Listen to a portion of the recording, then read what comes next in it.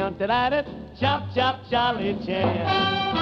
Tie-on, tie-on, tie-on, tie-on, tie-on, chop, chop, Charlie Chan.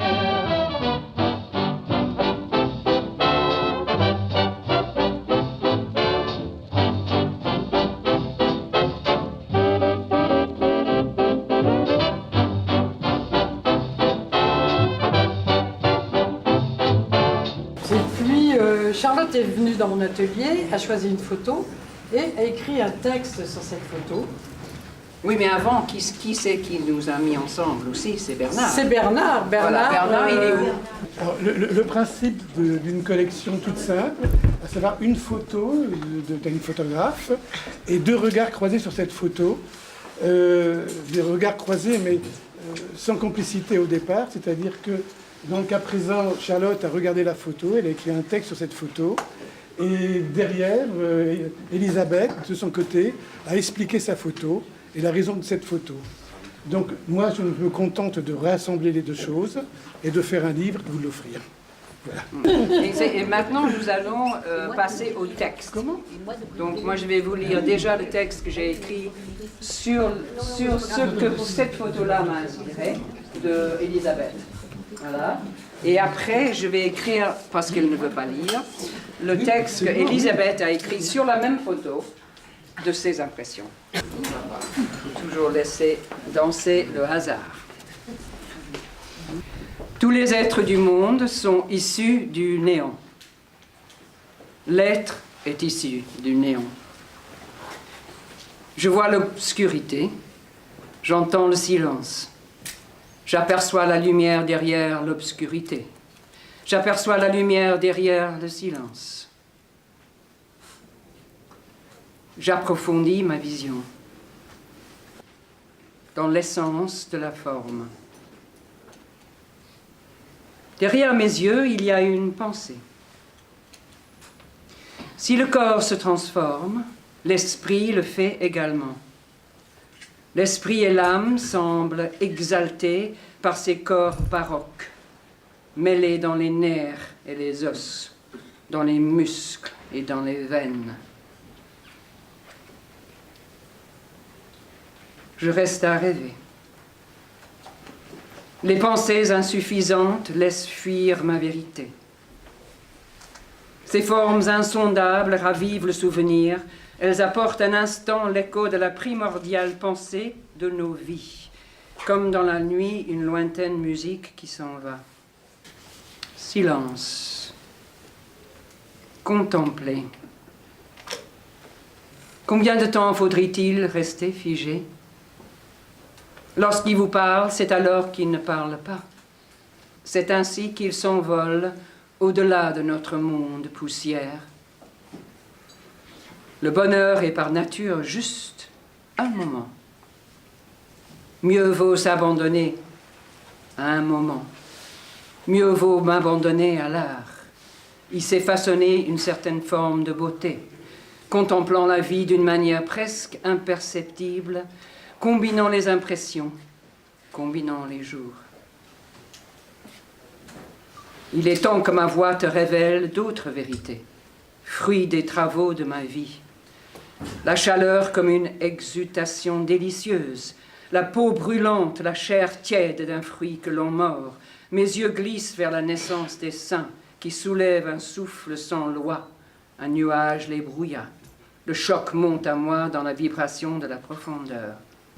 Avant que l'œil ne perde sa capacité de voir, avant que l'oreille n'approche de la surdité, avant que la bouche ne s'affadisse, avant que le nez ne soit bouché, avant que le cœur ne s'ankylose, reconnais sans difficulté ce qui est et ce qui n'est pas.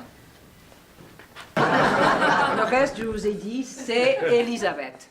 Hein? Et vous voulez entendre Elisabeth, parce que c'est quand même c'est un regard croisé. Oui. Donc il faut avoir les regards de deux femmes, une photographe, j'étais photographe, je suis un peu, mais ce n'est pas mon métier, de ces tableaux-là. Voilà. Il était une fois le corps. Dans mon travail photographique, dit Elisabeth, les corps par le mouvement et la vision que j'en fais sont saisis au moment où ils sont encore rêvés, et tout au long de la durée du rêve. Le présent est en même temps le futur et le passé, ce qui enrichit la dimension des personnages et les possibilités de la vie.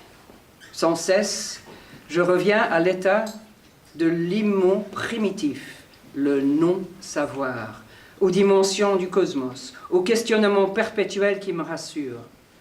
Tout à coup, je rentre en conscience, en harmonie, je réconcilie avec l'espoir de créer avant tout ce que je suis.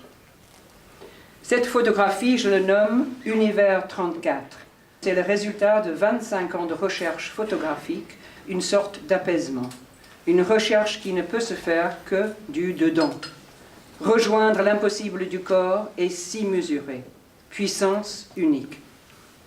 Chaque matin, je m'immerge dans les écrivains, les artistes qui me bousculent.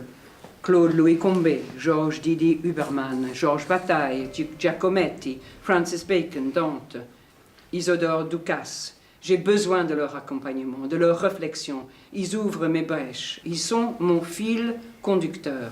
Et ils me guident vers une plus grande compréhension de mon travail. Interroger, non pas pour connaître, mais pour vivre. Commencer le corps sans en avoir la fin. L'inachèvement essentiel dont parle Giacometti. Vision surprenante d'un monde éphémère qui ne s'ouvre que dans l'éclat d'un instant volé.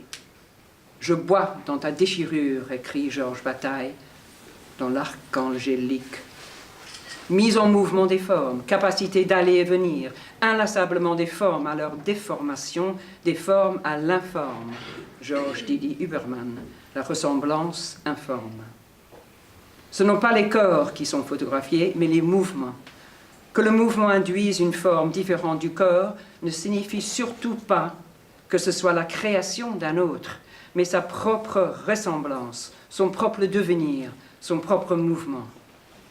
Le corps devient alors plus dense, plus vivant, plus grand, comme une cathédrale. Ce sont des portes de possibilités, conditions de hasard provoquées.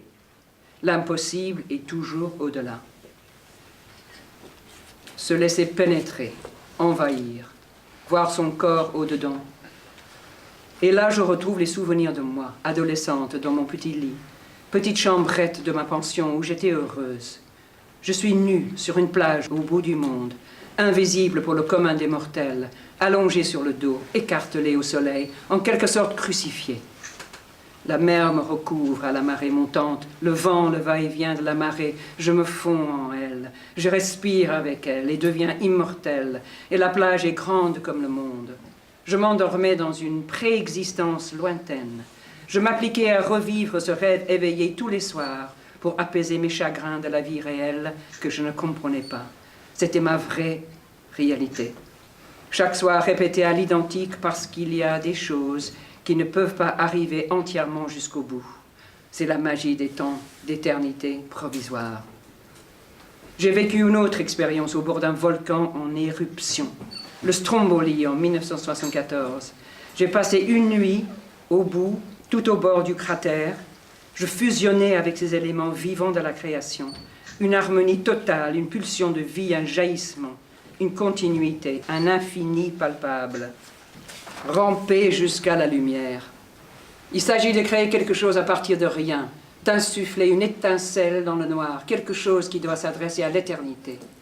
L'être n'est nulle part, Georges Bataille, l'expérience intérieure. Ne rien fixer, ne se satisfaire d'aucun résultat, maintenir la fragilité et l'inachèvement vivace des symptômes, contagion d'énergie comme un courant. Ne rencontrer qu'un glissement. La réalité n'existe pas. La souveraineté de l'accidentel, savoir de l'accident, savoir faire l'accident, c'est l'accidentel qui est essentiel. Ne plus se sentir devant une image, mais en elle. Ces feuillets que j'écris, ces dessins qui jaillissent, sont des rappels à l'ordre, des mises au point, des mises à nu, le fol espoir de comprendre, d'approcher au plus près, des supports, des creusets, des fragments de rêve, des lambeaux d'idées à l'état naissant. Les photos n'émergent plus de rien, mais de flux éparpillés, de ses écrits, dessins, griffonnages. Where are you?